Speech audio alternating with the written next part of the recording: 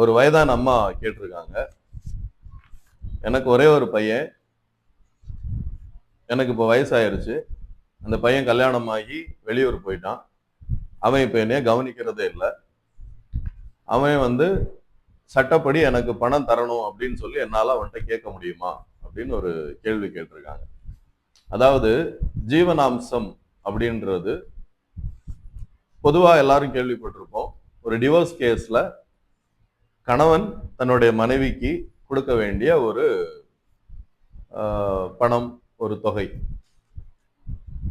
ஜீவனாம்சம் அப்படின்றது எதனால வருது அப்படின்னு பாத்தீங்கன்னா, ஒரு பிரீச் ஆஃப் கான்ட்ராக்ட் அப்படின்னு சொல்லுவாங்க. ஒரு பெண்ணை ஒருவர் திருமணம் செய்யும் போது கடைசி வரைக்கும் அந்த பெண்ணை வைத்து காப்பாற்ற வேண்டிய பொறுப்பு அந்த கணவனுடையது. அப்படி ஒரு கான்ட்ராக்ட் போட்டு தான் கல்யாணம் பண்றாங்க.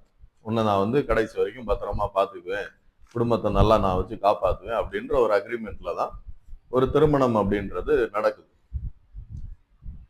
அப்போ ஏதோ ஒரு காரணத்தினால மனைவியை ஒரு சில காரணங்கள் தவிர பொதுவா மற்ற காரணங்களுக்காக மனைவியை விட்டு பிரியும் போது கணவனானவன் தனது மனைவிக்கு ஜீவனாம்சம் கொடுக்க வேண்டும் அப்படின்னு சட்டம் சொல்லுது.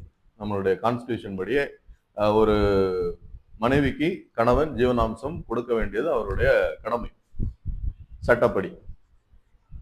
அதே மாதிரி தன்னுடைய தாய் தந்தையரையும் கவனிக்க வேண்டியது ஒரு மகனுடைய கடமை. ஒரு கைவிடப்பட்ட சூழ்நிலையில இருக்கிற, சாப்பாட்டுக்கே வழி இல்லாம இருக்கிற ஒரு கணவன் ஒரு தாய் தந்தைய அவங்க பாதுகாக்க வேண்டியது மகளுடைய கடமை. அவங்களுக்கு யாருமே இல்லை, ஆதரவு அளிக்கிறதுக்கு எந்த சொந்தமும் இல்லை அப்படின்ற பட்சத்துல அவங்களுடைய பிள்ளைகள் அவங்களுக்கு ஜீவனாம்சம் கொடுக்கணும் அப்படின்னு சட்டம் சொல்லுது. அதை பார்க்க தவறுனா அதுக்கான தண்டனையும் அவங்களுக்கு கிடைக்கும். ஸோ வயது முதிர்ந்த உங்களுடைய பெற்றோர்கள் இருந்தாங்க அப்படின்னா பாசத்தின் அடிப்படையிலும் குடும்பத்தின் அடிப்படையிலும் சட்டத்தின் அடிப்படையிலும் கூட நீங்க அவங்கள பார்த்துக்கணும், அவங்களுக்கு தேவையானது செய்யணும் அப்படின்றது சட்டப்படியான ஒரு விஷயம்.